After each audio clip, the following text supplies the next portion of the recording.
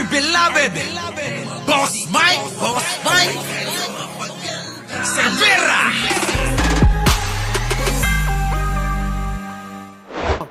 Inaaresto na ng Manila Regional Trial Court or RTC ang 29 na pulis na sangkot sa 6.7 billion pesos na drug haul noong 2022. Grabe, ang dami mga kababayan. Oh. Kita nyo yan, dami na yan. Yun yung sinasabi ko nung panahon ni Digong, ayaw ko droga. Oo, wag nyo subukan. Masisira buhay nyo. Pero bumili kayo sa akin ha. O parang ganun yung sinasabi Ha, mga kababayan? Oh. 6.4 billion halaga. Mga kababayan, kahit nga lang yung 0.4 na lang Oo, yung 0.4 mga kababayan, mabubuhay na kayo sa buong buhay nyo na araw-araw may babae kayo. O, kita nyo. Paano pa? O, yung 6 billion. Paano nyo ubusin yun? Kung 29 sila, mga kababayan, hati-hatiin nyo yung alin? Yung 6.4. Ang daming pera nun. Mga kababayan, hindi nyo na mauubos yun at kahit tumahimik kayo sa buong buhay nyo, oo, wala na. Hindi na mauubos yun. Diba? Baka naman yan yung sabi ni Digong, sa mga pulis, gumawa na kayo ng inyong pangbaon sa pagretiro nyo dahil mawawala na ako. Kaya yun siguro. yun yung ginawa nila, yun tanong lang natin, baka ganun yung sinabi ni Digong. Tuloy. Yan na matapos lumutang sa investigasyon na may cover-up daw na nangyari sa operasyon. Yan na nga. Sabi ko sa inyo, naniniwala ba kayo na wala pang, walang walang basbas ng nakakataas kay PNP chip niyan? Kayo, naniniwala kayo sa halagang 6.4 billion? Walang kinalaman ng mas nakakataas kay General Azurin na PNP chip nun? Mga kababayan, tinago ng pinilit na itago. Nung umupo si Pangulong Bongbong Marcos, nabisto itong napakadamit sandamakmak na droga na to. Diba? Tuloy. Nawala tuloy ako sa topic. Ayun na nga. Puro ka chismis. Marco Polo, mag-like ka na. Sa frontline na balita yan, Brian Castillo. Ipinaaresto na ng korte ang mga pulis na sangkot sa kontrobersyal na 6.7 billion pesos sa buho. Sako, 6.7 pa pala. Akala ko ba 6.4 na dagdagan pa? 6.7 billion. 700 million yung point. Mga kababayan, yung 700 million. Tayo nga mga kababayan, magkaroon lang tayo ng 5 million. Masaya na tayo. At talaga namang sa mga masisipag, kaya ng palaguin Kaya ng palaguin. Huwag niyong ibibili ng kung ano-ano. Baka mamaya bumili kayo ng bahay niyo, magpatayo kayo ng bahay ninyo. Putik na, bili kayo ng bagong auto. Walang pupuntahan nyo. Wala pang 1 taon, ubos na yon. Pero mga kababayan, turuan ko kayo kung may 5 million kayo, ang gawin ninyo, umupa kayo ng bahay na mayroong 2nd floor o may 3rd floor. Ang gawin ninyo, yung pinakaibaba, dapat commercial na lang ang hanapin ninyo. Magtira kayo doon sa taas, 2nd floor or 3rd floor. Yung baba, negosyo nyo. Kita nyo, umuupa kayo. Tapos yung pera nyo kumikita dahil nagninegosyo kayo. Ngayon, doon kayo mag-ipon sa negosyo ninyo. Kung gusto nyo ng sasakyan, bahay, dapat doon manggaling. Hindi yung may 5 milyon kayo, iniisip ninyo. Yung yabang agad Yabang na bibili ka agad ng magarang kotse, papatayo ng magarang bahay. Mga kababayan, maling-mali po yan. Tandaan nyo, mas nakakahiya yung nakikita nila na meron kayong magandang bahay tapos biglang mawawala. Mas nakaka-proud yung nagninegosyo kayo tapos gagawa kayo ng bahay galing sa negosyo nyo. Ganon! Oo Tinuturuan ko lang ho kayo ng diskarte. Opo, marami kasing hindi alam yan. Pag tinanong mo karamihang Pilipino, tatanungin ninyo, o anong gusto mo, magkabahay? Ayun, nagkabahay. Liability yan. Huwag niyo sasabing asset ang bahay. Bakit kanyo liability? Hanggat isang property nyo, ginagastusan nyo, liability yan. Ano yung asset? Yung pag-aari nyo na kumikita. Halimbawa, yung bahay ninyo, pinarentahan nyo, may upa. Yun, asset yun. Pero hanggat yan ay pinagkakagastusan ninyo, ay wala, liability yan. So ang gawin ninyo mga kababayan, pwede naman siguro na magpatayo kayo ng apartment, kikita yun, pero mahina ngayon yung ganyan, napakahirap pang maningil. Napakahirap pong maningil, maniwala kayo. Kaya ang dapat gawin ninyo mga kababayan, wag po kayong bibili muna ng bahay. Umupa muna kayo at magnegosyo kayo sa may ground floor. Maglagay kayo ng bilihan ng utak. Bilihan ng utak mga kababayan. Tapos i-promote ninyo, ilagay nyo sa page. Tapos lagyan nyo ng ads. Di ba? Tapos i-boost ninyo para yung mga DDS pumilat bumili sa inyo. Ganon. Di ba? Biruin mo, utak. Kailangan ng mga DDS yan. Tuloy, bakit? Daming sabu. Tondo, Maynila noong October 2022. Sa 30 kinasuhan, 29 na pulis ang may arrest warrant mula sa Manila Regional Trial Court Branch 44. Kaugnay ito sa umunoy paglabag sa Comprehensive Dangerous Drugs Act, partikular sa Section 92 o ang dami, kita mo, nanungkulan, nag-aral sa PMA, PNPA, tapos nanungkulan bilang alagad ng batas, tapos tagalabag din pala ng batas. Grabe, wala, hindi ako bilib sa mga ganyan. delay and bungling in the prosecution of drug cases. Ito yung probisyong tumutukoy sa mga gawi para maantala ang isang drug case o sadya itong ipatalo. Lumabas kasing nagkaroon ng cover-up sa nangyaring operasyon kung saan nasabat ang nasa 990 kilos ng shabu. Grabe, daming Naku! Biruin nyo mga kababayan, tinatago nila para ibenta rin sa mga Pilipino. Itong mga pulis na ito, mga kababayan, liliwanagin ko lang Itong mga pulis na ito, liliwanagin ko, itinago. Ito ay nahuli nila nung panahon ni Digong. Itinago, matagal na panahon nilang itinago. Itinago nila ito sa pawn shop na pag-aari ng isang kasabwat nila. Sa pawn shop, sino ba naman ang mag-aakala na may shabu sa pawn shop? Doon nila tinago at hinintay nila nang hinintay yung pagkakataon. Kita nyo? Yan, mga kababayan, nung nakakuha ng pagkakataon umaasa sila na magkakaroon ng pagkakataon. Kaya lang mga kababayan, yung programa ni Pangulong Bongbong hindi umayon sa inaasahan nila. Kaya nataranta sila mga kababayan. Nataranta sila kung paano nila i-dispose ng mabilis yung sandamakmak na shabu na yan. Wala mga kababayan, paano nyo mai-dispose yan? Sandamakmak yan, mga kababayan, biruin ninyo. Yung pagbili niyan, ganyan-ganyan lang, mga kababayan, yun, daan-daang kilo. Daan-daang kilo. Ganyan-ganyan. Ako. Sige, tuloy. Lumabas na po yung warrants po nila ay nag-utos po ang ating Chief PNP na i-account po itong mga involved na personnel at nag-create. Bidstal, hindi. Oo, hindi na e-expire yan. Maniwala ka sa akin. Oo! Hindi na e-expire yung ganyan. Oo, kailangan sunugin mo yan para mawala na yan.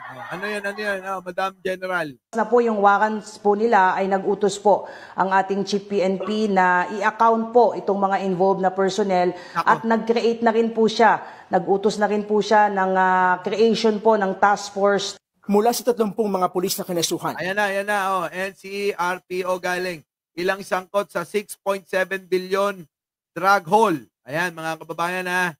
Oh, NCRPO, o 5. PRO, 1. Oh, PRO 4A, oh, 2. PRO 4B, oh, 3. Ay! Mga kababayan, iba-iba pinanggalingan eh. PRO 7, isa. Oh, CSG 1, oh. HSS 3, oh, naku, mga kababayan. Ayan. Iba-ibang mga department yung kanilang pinanggalingan. Para siguro kapag umikot, nandiyan dyan ang isa para magmatsyag, para magtimbre. Ganun eh.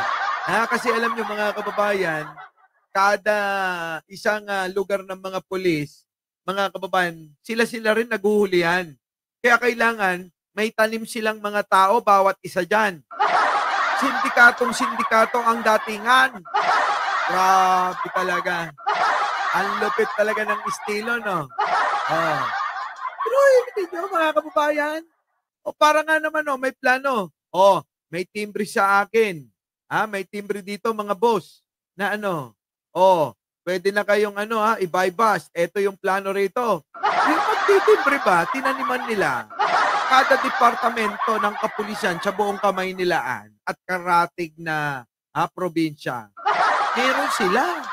Grabe. Organisado talagang malala.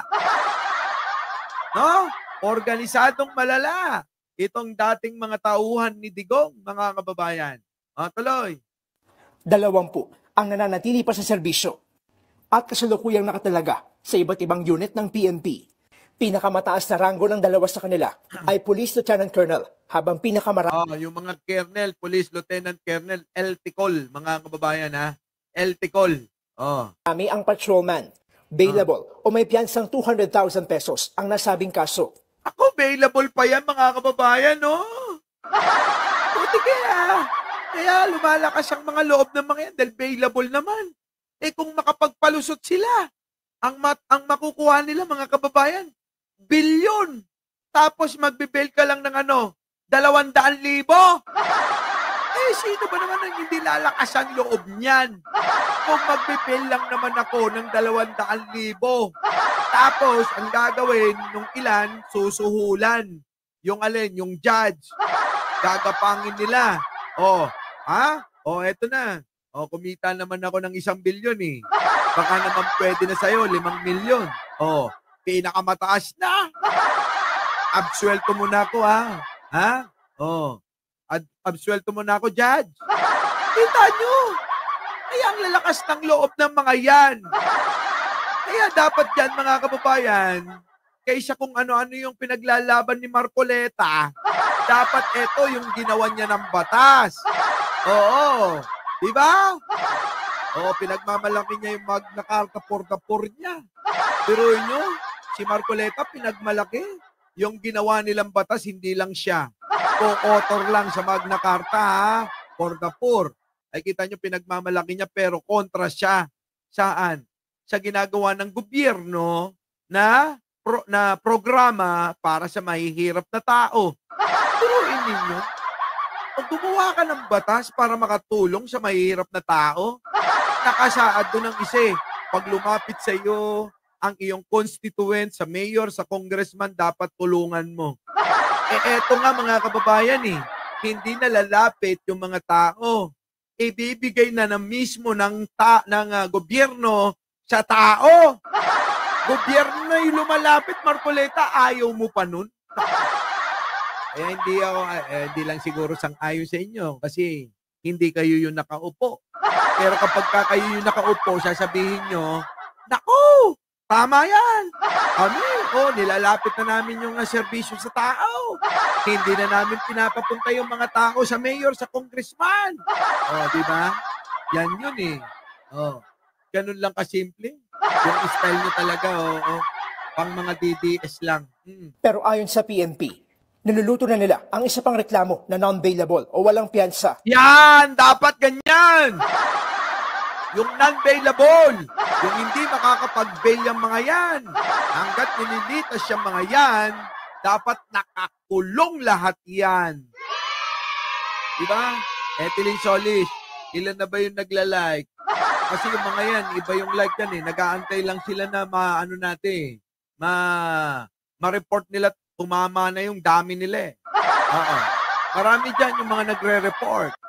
O, naghihintay sila, paulit-ulit ng ganyan, report na report. Ganon. O, hindi yung like yung pinipindot. Kayo naman mga kababayan, bigyan nyo na sa akin tong pagkakataon na to. Ako rito balancing na nakikipagtalakayan sa mga manonood natin. At sa inyo, kung ayaw ninyo ng aking paliwanag o sa salungat kayo, abay hindi kayo para sa dito. At kung kayo naman ay willing na unawain yung aking mga opinion, kahit mabababaw to, welcome kayo. Pero pupunta lang kayo rito tulad ni Arto. Puro lang report ang ginagawa. Nadidiskarel tong live ko. O, di ba mga kababayan? Oo, 1.5 lang like, sabi ni Etilin Solis. Mag-like naman daw kayo. Hindi, nagre-report sila. Report yung pinipintot eh. Nag-e-effort pa sila bago makarating sa report. Tuloy. Non-bailable. Sige, tuloy. Para sa kakulangan sa pagre-report ng mga nakumpiskang droga at planting of evidence o pagtatanim ng ebidensya. Pinasisibak din ni PNP Chief Romel Marbil ang mga sangkot na pulis na nasa serbisyo pa. Alam nyo ba yung mga nag-aakot na yan? Puro pulis yan. Etong gamit-gamit itong mga mga malalaking sasakyan, itong mga van, mga kababayan, kotse, itong blue van, itong kotse, mga kababayan, yung sinasakay nila dyan, mga kababayan, droga. Oo.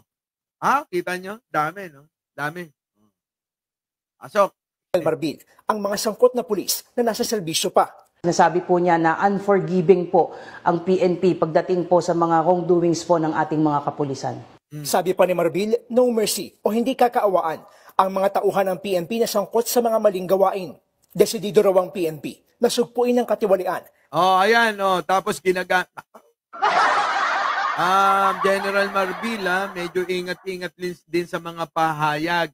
Kasi yung mga pahayag, kinakat-kat ng mga DDS, tapos ipapakalat nila para mapasama ka. Kaya, General Marbil, ingat-ingat At panatilihin ang tiwala ng publiko sa kanilang hanay. Ayon naman kay Interior Secretary John Vic Remulla, posible ring imbestigahan si dating PNP Chief Rodolfo Azurin. Very clear na in full knowledge si General Azurin na nangyari. Ito yan si Azurin. Ayan, si Azurin. Hindi yan si Azurin. Si Azurin ba to? Wait lang Posible ring imbestigahan si dating PNP Chief Rodolfo Yan, si Azurin. Azurin. Very clear na in full knowledge si General Azurin na nangyari. Malinaw daw. Very clear na may full knowledge si former PNP General Rodolfo Azurin sa nangyari at malinaw rin na nag-order to cover up. Ay, nako. Kita nyo? Thank you naman sa 1.7 na mga nag-like. Tuloy. Taon na yun. At it is very clear na pagkatapos nun, ang order to cover up ay nanggaling sa kanya. Sinisika pa ng News 5 na Kita nyo, galing mismo daw, sabi ni Remulla, ang pagko-cover up dito sa sandamakmak na droga na nasabat nila nung panahon ni Digong. Na itinago nila. Kita nyo? Daming pera. Grabe. Ganyan mga kababayan, Ano titino ang bansa? Walang katinuan ng bansa pagka ganitong mga gawa, mga kababayan. rin ang panig ni Azurin kaugnay nito. Nagbabalita mula sa... Yan. Kayo na. Kayo na bahalang humusga. Diba? So mga kababayan, bahala na kayong humusga. At anong masasabi nyo, paki-comment na lang. At sa mga hindi pa nagla-like, bago tayo mag-iwalay, buti pa si Kicks TV, nag-like na yan. Diba, Kicks? Ako, nag-like na, kahit minsan, si Kicks talaga, minsan unawa na lang. Unawa! Kailangan unawain minsan kasi. ganito papaliwanag ko sa inyo mga kababayan. Tao lang tayo. Tao lang tayo na minsan nadadala tayo ng ating damdamin, di ba? Dapat unawain natin yung parang pangunawa ko rin sa nangyaring rally ng Iglesia ni Cristo, di ba? O, ganun lang yun. Pinagtatanggol ko pa nga, sabi ko nga, hindi ako sang-ayon sa, eto makinig kayo makinig kayo mga kababayan, hindi ako sang-ayon sa mga nasa kapanalig natin na estilo ng pambabatikos nila. Tulad ng alin, mga kababayan? Ang pagmumura ng kung sino-sino na nirerespeto ng maraming tao. Hindi ako sang-ayon doon. Bakit kanyo, mga kababayan? Eto, hindi naman nila gawain yun. Okay lang. Payag ako kung ang inyong mura-murahin si Sarah, si Digong, okay lang yan. Bakit?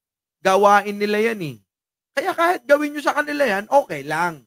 Pero sa mga taong hindi naman nagsasalita at hindi naman